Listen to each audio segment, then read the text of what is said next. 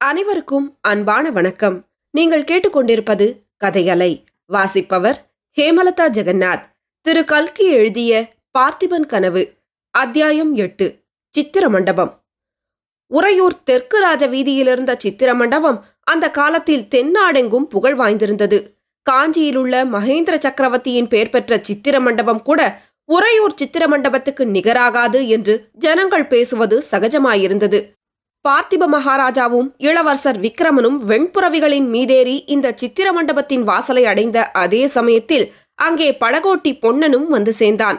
அந்த அகால வேளையில் மகாராஜாவை பார்க்க முடியுமோ என்னவோ என்ற கவலையுடன் வந்த பொன்னன் திடீரென்று மகாராஜாவை பார்த்ததும் இன்னது சொல்வது என்று தெரியாமல் திகைத்தான். மகாராஜா எனும் போதே அவனுக்கு குழறியது. அந்த குழறிய குரலை கேட்டு மகாராஜாவும் இளவரசரும் அவனை திரும்பி பார்த்தார்கள். பொன்னா, நீ எங்கே வந்தாய் என்றார் மகாராஜா. பொன்னனின் மௌனத்தைக் கண்டு ஒருவாறு அவன் வந்த காரணத்தை ஊகித்தவராய் குதிரை மீதிருந்து கீழிறங்கினார். இளவரசர் விக்கிரமனும் லாகவமாய் குதிரை மீதிருந்து குதித்தார். பொன்னா, இந்த தீவர்த்தியை வாங்கிக்கொள் என்றார் மகாராஜா. அருகே தீவர்த்தி வைத்துக் கொண்டு நின்ற ஏவலாளனிடமிருந்து பொன்னன் தீவர்த்தியை வாங்கிக் கொண்டான். அந்த வேளையில் மகாராஜா எதற்காக சித்திர மண்டபத்துக்கு வந்திருக்கிறார், எதற்காக தன்னை தீவர்த்தியுடன் பின்தொடர சொல்லுகிறார் என்பது ஒன்றும் அவனுக்கு புரியாவிட்டாலும் மகாராஜா தன்னை திரும்பி போக சொல்லாமல் தம்முடன் வரும்படி சொன்னதில் அளவில்லாத குதூகலம் உண்டாயிற்று. மகாராஜாவும் இளவரசரும் முன் செல்ல பொன்னன் தீவர்த்தியை தூக்கி பிடித்துக் கொண்டு சித்திர மண்டபத்துக்குள் புகுந்தான். அந்த சித்திர மண்டபத்துக்குள் முதலாக பிரவேசிக்கிறவர்களுக்கு நமக்குள்ள 2 கண் போதாது, 2000 கண் இருந்தால் இங்கேயுள்ள சித்திரங்களை ஒருவாறு பார்த்து திருப்தி அடையலாம் என்று தோன்றும். அந்த விஸ்தாரமான மண்டபத்தின் விசாலமான சுவர்களில் விதவிதமான வர்ணங்களில் பல வகை சித்திரங்கள் தீட்டப்பெற்றிருந்தன. அந்த மண்டபத்தை தாங்கிய சிற்ப வேலைப்பாடு உள்ள தூண்களிலும் சித்திரங்கள் காணப்பட்டன. மேல் விமானத்தின் உட்புறங்களையும் சித்திரங்கள் அலங்கரித்தன.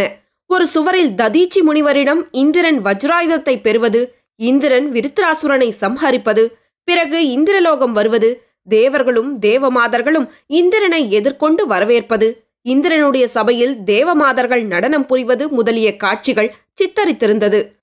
இன்னொரு பக்கத்தில் திருப்பார்கடலில் மந்தாரகிரியை மத்தாகவும் வாசுகியை கயிறாகவும் கொண்டு தேவர்கள் ஒரு பக்கமும் அசுரர்கள் ஒரு பக்கமும் நின்று கடையும் பிரம்மாண்டமான காட்சி சித்தரிக்கப்பட்டிருந்தது. அடுத்தாற்போல பரமசிவனுடைய தவத்தை கலைப்பதற்கு காமதேவன் மலர்கனை தொடுப்பது முதல் குமரப்பெருமான் ஜனனம் வரையிலும் உள்ள காட்சிகள் காணப்பட்டன. இந்த உருவங்களெல்லாம் கேவலம் உயிரற்ற சித்திரங்களாக தோன்றவில்லை. கால், கை, முகம் இவற்றின் சரியான அளவு எடுத்து சாமுத்திரிகா லட்சணத்துக்கு இணங்க எழுதப்பட்டிருக்கவும் இல்லை. ஆனாலும் அந்த உருவங்களின் ஒவ்வொரு அவயத்திலும் காணப்பட்ட நெளிவும் முகத்தில் பொலிந்த பாவமும் தத்ரூபமாய் அந்த தேவர்களின் முன்னால் நாம் நிற்கிறோம் என்னும் மயக்கத்தை உண்டாக்கின. பிரதி மாதம் 3 தினங்கள் இந்த சித்திர மண்டபம் பிரஜைகள் எல்லாரும் பார்ப்பதற்கு என்று திறந்து வைக்கப்படுவதுண்டு. அவ்வாறு திறந்திருந்த நாட்களில் பொன்னன் 2-3 தடவை இந்த சித்திரங்களை பார்த்து மகிழ்ந்திருக்கிறான். இப்போதும் அந்த சித்திரங்கள் அவனுடைய கண்ணையும் கருத்தையும் கவரத்தான் செய்தன. ஆனாலும் இன்று அவற்றை நின்று பார்க்க முடியாதபடி மகாராஜாவும் இளவரசரும் முன்னால் விரைந்து போய்க் கொண்டிருந்தபடியால் பொன்னனும் அவர்களை பின்தொடர்ந்து விரைந்து சென்றான். சித்திர மண்டபத்தின் 2-3 கட்டுக்களையும் தாண்டி சென்று கடைசியாக பூட்டிய கதவையுடைய ஒரு வாசற்படி அண்டை மகாராஜா நின்றார். முன்னொரு தடவை பொன்னன் இதே இடத்தில் நின்று இந்த வாசற்படிக்கு உட்புறத்தில் என்ன இருக்குமோ என்று யோசித்திருக்கிறான். இந்த கதவை திறக்கக்கூடாது என்பது மகாராஜாவின் கட்டளை என்று காவலாளர்கள் அப்போது தெரிவித்ததுண்டு. மகாராஜா இப்போது அந்த கதவண்டை வந்து நின்று தம் கையிலிருந்த சாவியினால் பூட்டை திறக்கத் தொடங்கியதும் பொன்னனுடைய ஆவல் அளவு கடந்ததாயிற்று. இதனுள்ளே ஏதோ பெரிய அதிசயம் இருக்கிறது, அதை நாம் இப்போது பார்க்கப் போகிறோம் என்று எண்ணிய போது அவனுடைய நெஞ்சு படபடவென்று அடித்துக் கொண்டது. கதவு திறந்ததும், பொன்னா, நீ முதலில் உள்ளே போ, தீவர்த்தியை நன்றாய் தூக்கிப்பிடி, சுவருக்கு ரொம்ப சமீபமாய் கொண்டு போகாதே, தீவர்த்தி புகையினால் சித்திரங்கள் கெட்டுப்போகும் என்றார் மகாராஜா. பொன்னன் உள்ளே போய் தீவர்த்தியை தூக்கி பிடித்தான். அங்கிருந்த சுவர்களிலும் சித்திரங்கள் தான் தீட்டியிருந்தன. ஆனால் அவை என்ன சித்திரங்கள், எதை குறிப்பிடுகின்றன என்று அவனுக்கு தெரியவில்லை. பொன்னனுக்கு பின்னால் விக்கிரமனுடைய கையை பிடித்து அழைத்துக் கொண்டு பார்த்திப மகாராஜா அந்த இருள் சூழ்ந்த மண்டபத்துக்குள்ளே புகுந்தார். குழந்தாய், பூட்டி வைத்திருக்கும் இந்த மண்டபத்துக்குள்ளே என்ன இருக்கிறது என்று பல தடவை என்னை கேட்டிருக்கிறாயே. உனக்கு இன்னும் கொஞ்சம் வயதான பிறகு இந்த சித்திரங்களை காட்ட வேண்டும் என்றிருந்தேன். ஆனால் இப்போதே காட்ட வேண்டிய அவசியம் நேர்ந்திருக்கிறது. விக்ரமா, இந்த மண்டபத்தை நான் வேணுமென்றே இருள் அடைந்ததாய் வைத்திருக்கிறேன். இதற்குள்ளே என்னை தவிர வேறு யாரும் வந்ததில்லை. யாரும் இந்த சுவரில் உள்ள சித்திரங்களை பார்த்ததும் இல்லை. பொன்னா, தீவர்த்தியை தூக்கிப்பிடி என்றார் மகாராஜா. அவருடைய பேச்சில் கவனமாயிருந்த பொன்னன் சட்டென்று தீவர்த்தியை தூக்கி பிடித்தான். அதோ அந்த முதல் சித்திரத்தை பார் குழந்தாய், அதில் என்ன தெரிகிறது என்று மகாராஜா கேட்டார். யுத்தத்துக்கு படை கிளம்புகிறது. ஆஹா, எவ்வளவு பெரிய சைன்யம்!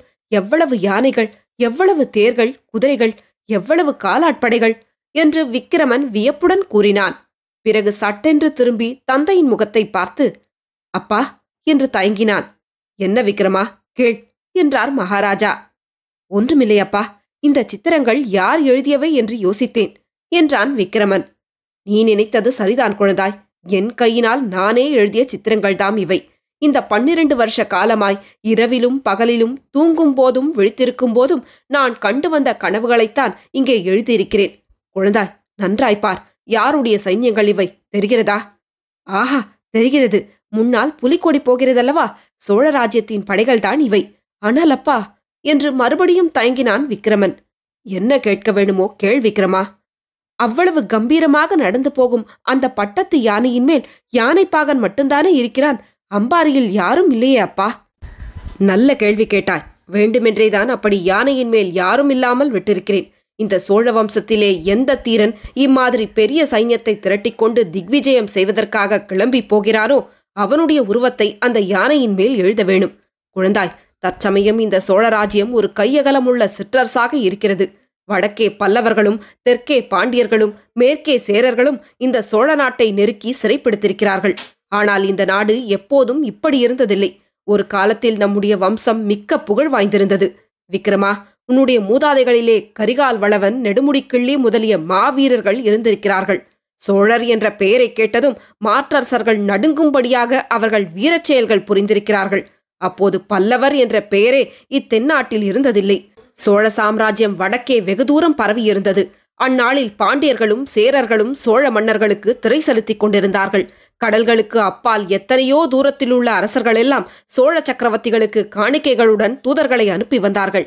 இப்போது கடல் மல்லை துறைமுகம் பிரசித்தி பெற்றிருப்பது போல் அந்நாளில் காவேரி பட்டினம் பெரிய துறைமுகமாயிருந்தது.